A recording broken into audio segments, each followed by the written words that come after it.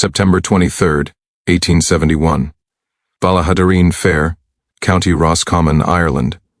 When constables arrived at the travelling show encampment just after dawn, they found Seamus, the Bear King O'Malley, lying in a pool of blood beside his wagon. His chest had been torn open. His face was frozen in an expression of absolute terror. But what disturbed them most wasn't the state of the body. It was the bear. The massive brown bear sat 15 feet away, still chained to its stake. The chains were locked, the padlock intact, the iron collar still fastened around the animal's neck. The radius of chain was exactly 12 feet, measured 3 times by 3 different men. The distance between the bear's stake and O'Malley's body was 18 feet 6 inches. The bear couldn't have reached him. It was impossible. Yet O'Malley's wounds matched exactly the claw patterns of the bear that sat watching the constables with what witnesses described as almost human awareness. And when they examined the animal's paws, they found human blood, fresh, still wet in the morning dew. But the truth was far more terrifying than a simple animal attack. Before we uncover the truth about the Roscommon tinker's dancing bear and the impossible death that haunted County Roscommon for generations, make sure to subscribe to the Silent Abbey and ring that notification bell. We love hearing from our community of mystery seekers. Drop a comment below telling us where you were watching from, and if you've ever heard whispers of this case in your own family histories. Now let's step back to an Ireland on the brink of change, where ancient superstitions still warred with modern sensibilities. The Ireland of 1871 was a land caught between worlds. The Great Famine was a generation past, but its scars remained etched deep in the countryside. The population had been halved. Entire villages stood empty. The survivors carried memories of horrors that no amount of time could fully erase. Memories of grass-stained mouths, of fever sheds, of mass graves blessed in the rain. County Roscommon, in the heart of Connacht, had been among the hardest hit. The land was recovering, but slowly. The potato fields were green again, yes, but the people who tended them moved with the caution of those who had learned that prosperity could vanish overnight. Trust was a luxury. Survival was the currency. Into this landscape came the traveling shows. They appeared each autumn like clockwork, following the circuit of market fairs and holy days. They brought puppet shows and ballad singers, trick riders and fortune tellers. They brought something Ireland desperately needed: distraction. For a few pennies, a farmer's daughter could watch a man swallow fire. A shopkeeper could marvel at a horse that counted to 10. A widow could forget, just for an hour, the husband she'd buried in 1849. Seamus O'Malley had been working the Irish fair circuit for 8 years by September of 1871. He was 34 years old, never married, born to a family of tinkers, the traveling people who mended pots and told fortunes and never quite belonged to any parish. His great innovation was the bear. Brown bears weren't native to Ireland, they'd been extinct since the 10th century. But O'Malley had acquired his specimen, a massive male, nearly 7 feet tall when standing, from a Russian sailor in Galway port in 1863. He named it Bran, after the legendary giant of Irish mythology. The act was simple but effective. O'Malley would lead Bran into the show ring on a chain. The bear would stand on its hind legs. It would dance as O'Malley played a tin whistle. For the finale, O'Malley would place his head in the bear's mouth. The crowd would gasp. The bear would gently close its jaws, then release him unharmed. Children loved it. Adults marveled. O'Malley made enough money to eat well, drink heavily, and save nothing. But those who traveled with him on the circuit noticed something odd about Seamus O'Malley. He talked to the bear, not the way trainers talk to animals, with commands and praise. He talked to Bran the way a man talks to his confessor. Long conversations in Irish, conducted in whispers near the bear's cage. Some nights, other showmen would wake to hear O'Malley's voice, urgent and pleading, and the bear's low rumbling responses that sounded almost like speech. "He's teaching it to talk," one puppeteer joked to another in July of 1871, 2 months before the incident. "No," the other replied, watching O'Malley from across the camp. "I think it's teaching him." They both laughed. It was a good joke. But neither of them would be laughing in September. The Ballaghaderreen Fair was one of the largest in Connacht. 3 days of trading livestock, selling grain and entertainment. The traveling shows set up on the west side of the fairground, a meadow that sloped down toward the River Lung. O'Malley arrived on September 21st, 2 days before his death. He set up his wagon in his usual spot far from the other showmen. He paid the fair marshal his fee. He staked Bran's chain exactly where he always did, 12 feet from the wagon wheel. Several people remembered seeing him that first evening. He seemed agitated. One woman, Mary Brennan, who sold ribbons at the fair, later testified that O'Malley came to her stall and asked if she knew any prayers for keeping something locked away that wants to get out. "I thought he meant the bear," she told the magistrate. "I told him to check his chains. That's not what needs chains," O'Malley had replied. Then he walked away. The first performance took place at 7 o'clock, as the September sun turned the western sky to copper and blood. 63 people gathered around O'Malley's show ring, a circle of rope stakes marking the performance space. Father Declan Murphy was among them, a young priest newly assigned to Ballaghaderreen Parish. He kept detailed diaries, and his account of that evening's performance survives in the Roscommon diocesan archives. "The bear appeared larger than I expected," Father Murphy wrote. "Not simply in physical stature, though it was indeed massive, but in presence. It regarded the audience with what I can only describe as calculation. When O'Malley played his whistle, the bear rose on its hind legs and moved in a manner that was neither dance nor random movement. It was deliberate, choreographed, as if following instructions only it could hear. The performance proceeded, normally until the finale. O'Malley approached the bear to place his head in its mouth. The crowd held its breath. This was the moment they'd paid to see. But before O'Malley could complete the trick, the bear turned its head away. It refused. O'Malley tried again, moving closer, speaking to the bear in Irish. Those close enough to hear reported that he said, "You promised, we agreed, this is the arrangement." The bear looked at him then. Father Murphy described the moment in his diary. "The animal's eyes met the man's, and I witnessed something I cannot adequately explain. It was not the gaze of a beast meeting its master, it was the gaze of two conspirators, and the conspiracy was ending." Finally, reluctantly, the bear opened its mouth. O'Malley placed his head inside. The crowd applauded, but several witnesses noticed that O'Malley's hands were shaking when he withdrew. He was pale, sweating despite the cool evening air. The show ended. The audience dispersed. O'Malley led Bran back to the stake and secured the chain. Then he went to the beer tent. 8 pints in 2 hours, the tent keeper, James Foley, later testified. "I'd never seen him drink so much. He sat alone in the corner, staring at nothing. When I asked if he was well, he said, 'I kept my end. 8 years I kept my end.' I asked what he meant. He just shook his head and ordered another pint." At 10 o'clock, O'Malley returned to his wagon. 3 showmen, Timothy Keane, Patrick Joyce, and Michael Flynn, were sitting by a fire near their wagons, 40 yards away. They saw O'Malley stop at Bran's stake and kneel down in front of the bear. "They were nose to nose," Timothy Keane testified at the inquest. "O'Malley was crying. I could see his shoulders shaking. The bear had its paw on O'Malley's shoulder, not aggressive, but like a priest hearing confession, like a doctor delivering bad news. I know how that sounds, but that's what we saw." The 3 men watched for 15 minutes, feeling increasingly uncomfortable.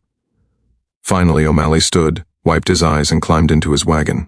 The bear settled down on its haunches and watched the wagon door. It didn't move for the rest of the night.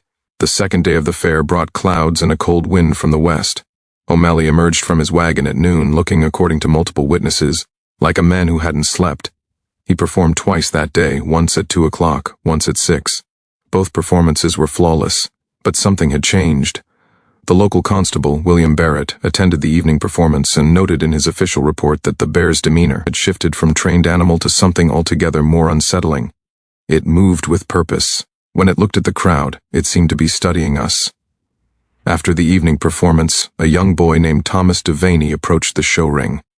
He was 8 years old, the son of a wool merchant. He'd become fascinated with Bran and wanted to get closer. "Don't," O'Malley told him. His voice was sharp, urgent. "Stay back from him now." "But you put your head in his mouth," Thomas said. "He's tame." O'Malley grabbed the boy's shoulder, not roughly but firmly. "Bran was never tame," he said. "We had an understanding. But understandings end." Thomas's father complained to the fair marshal about O'Malley manhandling his son. The marshal, Hugh O'Connor, went to speak with O'Malley that evening. He found the showman sitting beside Bran's stake, drinking from a whiskey bottle. "You're scaring people, Seamus," O'Connor said. "Good," O'Malley replied. "They should be scared. Of what? Your bear?" O'Malley looked at Bran, then back at the marshal. "Not of my bear," he said quietly. "Of what's coming." O'Connor thought O'Malley was drunk and left him there. It was the last conversation anyone had with Seamus O'Malley while he was still alive. Midnight Mass was being said at the parish church for the feast of St. Maurice. Father Murphy had just finished the liturgy when he heard shouting from the direction of the fairground. He arrived to find a crowd gathered at the edge of the traveling show encampment. They were staring at O'Malley's wagon. A strange light emanated from its single window, not the warm orange of lamplight, but something colder, bluer, pulsing. It looked like lightning trapped in glass, Mary Brennan later testified, but it was constant, not flashing, just glowing. The light was accompanied by sounds, voices, though no one could quite agree on how many or in what language. Some heard Irish, others heard something older, harsher. Words that hurt to listen to. The crowd stood frozen, uncertain. Then O'Malley's voice rose above the others, clear and desperate. "I gave you 8 years. We agreed on 8 years." Another voice responded, deeper, resonant, inhuman. The words were unclear, but the tone was unmistakable. It was a refusal. "Please," O'Malley begged. "I've kept my part. I've fed you. I've let you." The light went out. The voices stopped. For 30 seconds there was absolute silence. Even the wind had stilled. Then Bran roared. It wasn't the roar of an angry animal, those who heard it described, as the sound of something breaking, like a door being torn from its hinges, like chains snapping under impossible pressure, like a boundary being crossed that should never have been tested. The crowd scattered. Father Murphy stood his ground, but even he admitted in his diary that every instinct screamed at me to run. The roaring continued for a full minute, then stopped as abruptly as it had begun. O'Malley's wagon door remained closed. The crowd didn't approach. They stood in clusters, whispering and praying, until gradually they drifted away. By 1 o'clock in the morning the fairground was quiet again. But no one slept well that night in Ballaghaderreen. The scream came just after first light. A milk vendor named Sarah Quinn had arrived early to set up her stall. She was cutting through the show encampment when she saw O'Malley's body. He lay on his back between his wagon and the bear's stake. His shirt had been torn open. His chest was a ruin of parallel wounds, 4 deep furrows running from his right shoulder to his left hip. They were claw marks, unmistakable, fatal. But O'Malley's face was what haunted Sarah Quinn for the rest of her life. His eyes were wide open, his mouth was frozen in a scream, but his expression wasn't one of pain or surprise, it was recognition. He knew, she told the constables later, her hands still shaking. Whatever killed him, he knew it was coming. He'd been waiting for it.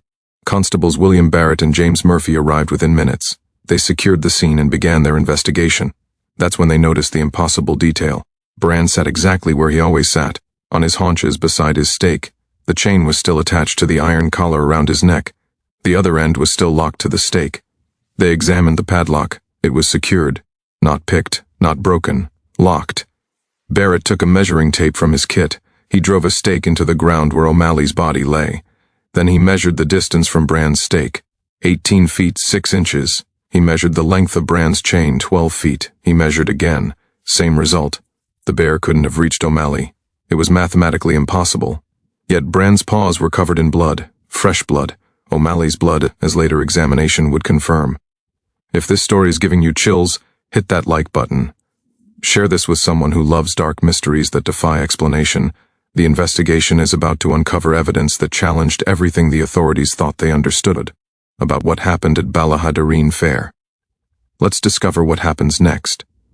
Dr. Edmund Walsh arrived from Boyle at 8 o'clock that morning. He was the nearest qualified physician, 43 years old, trained at Trinity College Dublin, experienced with trauma cases from the famine years and their aftermath. He'd seen death in various forms, but he'd never seen anything like Seamus O'Malley. Walsh conducted his examination at the scene, with Constable Barrett taking notes. His report, preserved in the Roscommon County Archives, is extraordinarily detailed. The deceased presents with 4 parallel lacerations extending from the right anterior shoulder across the chest to the left anterior hip. Each wound measures approximately 14 inches in length and penetrates to a depth of 2 to 3 inches. The spacing between wounds is consistent, approximately 2 inches, matching the claw spread of a large brown bear. The peculiarity lies in the nature of the tissue damage. The wounds are not ragged, as one would expect from an animal attack conducted with violent motion. They are precise, almost surgical, as if the claws were drawn slowly, deliberately across the skin. The victim would have remained conscious for the duration. Death occurred from exsanguination approximately 3 to 5 minutes after the initial wound was inflicted. More disturbing, the victim's hands show no defensive wounds whatsoever, no scratches on the palms, no tissue under the fingernails, no bruising on the arms. The victim appears to have made no attempt to resist or escape. I have examined several hundred bodies in my career. I have never before seen a man die violently without fighting back. While Dr. Walsh conducted his examination, Cons.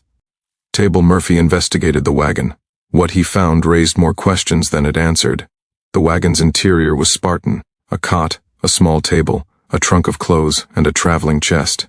But tacked to every wooden surface were papers. Dozens of them. Written in O'Malley's hand, in Irish, in English, in what appeared to be Latin. Murphy couldn't read most of them, but he recognized some phrases. Contract fulfilled, 8 years given. The bargain must be honored. Release clause, September 23, 1871, at dawn. Price, 1 life for 1 service. On the table lay a leather-bound journal. Murphy opened it and found 8 years of entries. Daily records beginning September 23, 1863 and ending September 22, 1871. The final entry read, "Tomorrow it ends. 8 years ago I found Bran in Galway half dead from the Russians' abuse. I thought I was rescuing an animal. I was wrong. Bran is not what he appears. I learned this the first night when he spoke to me, not in growls or grunts, but in words. In a language I somehow understood despite never having heard it before. He offered me a bargain. He would perform. He would make me successful. He would let me place my head in his mouth night after night without harm. But the contract had a term, 8 years. At the end of 8 years, the bargain would be fulfilled and the price would be paid. I was drunk. I was desperate. I agreed. For 8 years he has kept his word. Never once has he harmed me during the performances. Never once has he threatened. But he has changed, slowly, month by month, year by year. He grows more aware, more present. He watches the crowds with understanding. He judges them. And he has been teaching me, showing me things in dreams, whispering truths that no human should know. Tonight he told me that tomorrow, at dawn, the contract will be fulfilled. He will have paid his debt to me by making me prosperous, and I will pay my debt to him by giving what I promised 8 years ago, though I was too drunk to understand what I was promising. My life, not as murder, as payment, as the completion of a transaction. I am writing this so that whoever finds it will understand I am not being killed. I am keeping my word to something that kept its word to me. This is not tragedy. This is arithmetic. I find I am not as afraid as I thought I would be. Bran has promised it will be quick. He has promised I will understand at the end what service my death performs. I hope he is telling the truth. If you are reading this, the bargain is complete. Constable Murphy stood in that cramped wagon, reading by the light filtering through the window, and felt the hair rise on his arms. He was a practical man. He believed in facts and evidence, but he'd heard the sounds the night before. He'd seen the impossible light, and he'd seen the body. He gathered all the papers, the journal, and the traveling chest. Then he went outside where Dr. Walsh had finished his examination, and Constable Barrett was attempting to deal with the bear. Bran had not moved. He sat beside his stake, watching the proceedings with what Barrett later described as patience. The blood on his paws was beginning to dry. His collar remained locked. His chain remained secured. "We need to put the animal down," Dr. Walsh said. "It's dangerous." "It's evidence," Murphy countered. "We need to understand how it reached O'Malley." "Perhaps the chain was longer last night and has been shortened this morning," Barrett suggested. They examined the chain link by link. No breaks, no weak points, no additional links that could have been removed. The chain was 12 feet long and had always been 12 feet long. Perhaps O'Malley approached the bear, Walsh tried. Why would a man walk into reach of an animal and then allow it to kill him without resistance? Murphy asked. No one had an answer. Father Murphy arrived at 9 o'clock. He'd heard about the death and come to offer last rites. When he saw the scene, the body covered with a sheet, the blood in the grass, the bear sitting calmly beside its stake, he paused. "I need to speak with the bear," he said. The constables stared at him. "Father, it's an animal," Barrett said gently. "No, Father," Murphy replied, walking toward Bran. "It isn't." He stopped just outside the chain's radius. Bran's eyes met his. They looked at each other for a long moment. "Did Seamus O'Malley give you his life willingly?" Father Murphy asked in Irish. The bear didn't respond, but neither did it look away.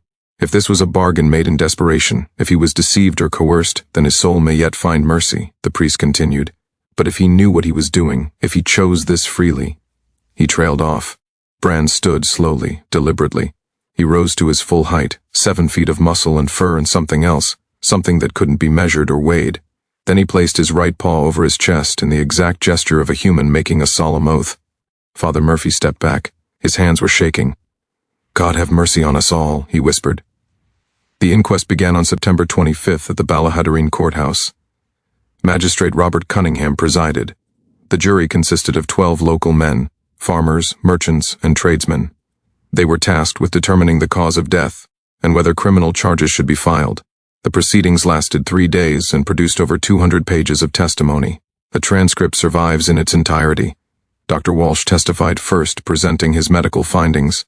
Death resulted from massive blood loss secondary to deep lacerations inflicted by a large animal consistent with a brown bear. The wounds were inflicted while the victim was alive and conscious.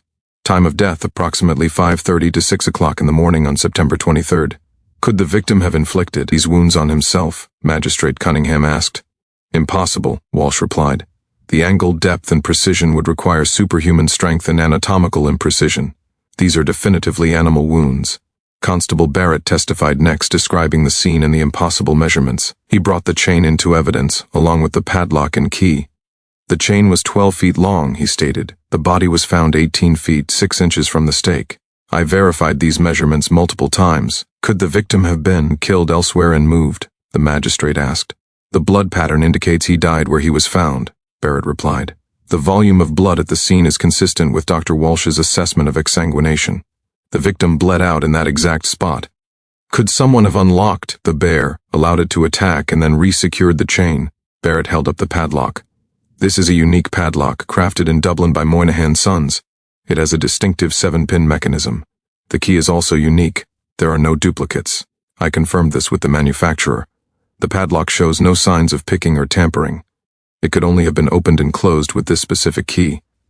Where was the key found? In Seamus O'Malley's pocket, still on his person when we recovered the body. A murmur ran through the courtroom. Let me understand clearly, Cunningham said. The bear was locked to its stake. The key was in the victim's possession. The bear's chain was too short to reach the victim, yet the bear's paws were covered in the victim's blood, and the wounds matched the bear's claws precisely. That is correct, sir. How is that possible? Barrett looked uncomfortable. I cannot explain it, sir, Father Murphy testified on the second day. He described the strange light and voices from the night of September 22nd. He described his conversation with the bear, or his attempt at conversation. You believe the bear understood you? Cunningham asked. Yes, sir. You believe it is capable of human comprehension? I believe, Father Murphy said carefully, that there are more things in this world than our philosophy accounts for. I believe Seamus O'Malley entered into something that appeared to be a simple transaction and discovered, too late, what he had truly agreed to. Are you suggesting supernatural involvement, Father? I am suggesting that sometimes the line between the natural and supernatural is thinner than we imagine, and that desperation makes us vulnerable to crossing that line. The journal and papers were entered into evidence. A translator was brought in to read the Latin passages. They proved to be fragments of medieval contracts, the kind once used for binding oaths and blood compacts. Where O'Malley had learned them was never determined. Mary Brennan testified about O'Malley's agitation. Timothy Keane, Patrick Joyce, and Michael Flynn described the scene they'd witnessed on the night of September 21st. O'Malley, kneeling before the bear, crying, the bear's paw on his shoulder. It looked like forgiveness, Flynn said quietly, like the bear was forgiving him for something. On the third day they addressed what to do with Bran. Dr. Walsh argued for immediate destruction. The animal is dangerous and has killed a man, it should be put down. Father Murphy argued against it. If we are to believe Seamus O'Malley's journal, and I see no reason to doubt it, the bear fulfilled its part of a bargain. It did not attack unprovoked. It took what was offered to it. Killing it would be punishing an animal for human folly. It's not an animal, Constable Murphy said. Everyone turned to look at him. He'd been quiet throughout the proceedings, but now he stood. I spent 3 days reviewing every piece of evidence. I've read the journal 5 times. I've examined the scene from every angle. That bear is not simply a trained animal. I don't know what it is, but it understood the terms of that contract. It waited exactly 8 years. It killed at dawn on the precise date specified. It used exactly the force necessary. No more, no less. That is not animal behavior. That is deliberation. What are you suggesting, Constable? Cunningham asked. I'm suggesting we don't understand what happened at Ballaghaderreen Fair. I'm suggesting that Seamus O'Malley encountered something beyond our experience, made a bargain he couldn't break, and paid the price he'd agreed to pay. I'm suggesting that killing the bear won't bring justice because this wasn't a crime, it was a transaction." The courtroom was silent. Magistrate Cunningham spent 2 hours deliberating. His final ruling was careful, legalistic, and ultimately inconclusive. The inquest finds that Seamus O'Malley died from wounds inflicted by a brown bear. However, the circumstances surrounding the attack remain unexplained by conventional means. The evidence suggests Mr. O'Malley may have approached the bear willingly, though his motivation for doing so cannot be determined with certainty. No criminal charges will be filed, as there is no evidence of human agency in the death. The bear will be remanded to the custody of the Royal Dublin Society for study. It was a compromise that satisfied no one but avoided the uncomfortable truth. They simply didn't know what had happened. Bran was transported to Dublin on October 2nd. He went without resistance, walking calmly into the transport cage.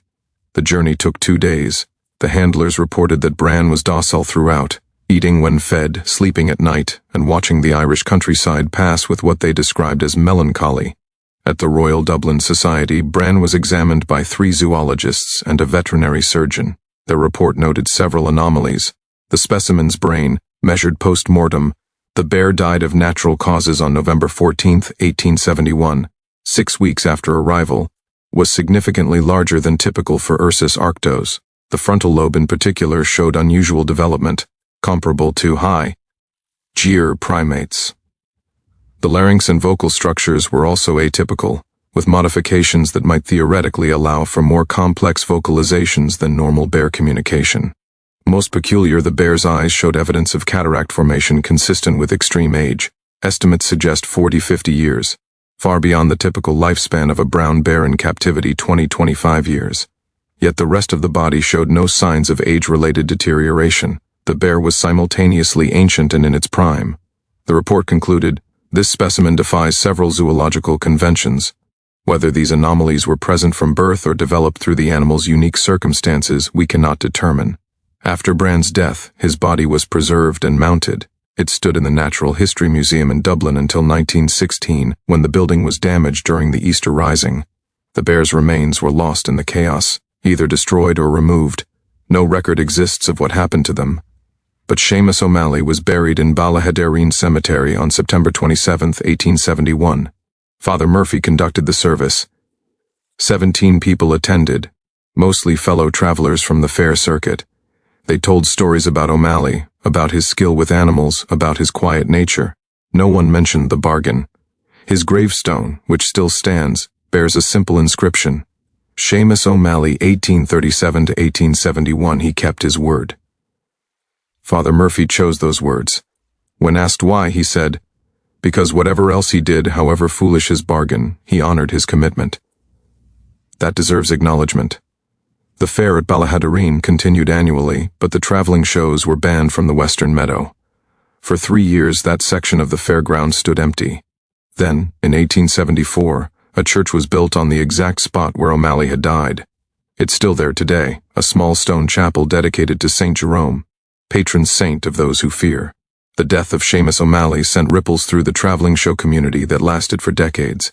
Within a year, 3 other showmen came forward with similar stories, not identical but unsettlingly parallel. A puppeteer in Cork admitted he'd made a bargain with his puppets, and they'd begun moving on their own. A fortune teller in Galway confessed that her tarot cards had started predicting events with impossible accuracy after she'd performed a ritual she'd found in an old book. A fire eater in Limerick said his flames had begun speaking to him. All 3 left the show business immediately.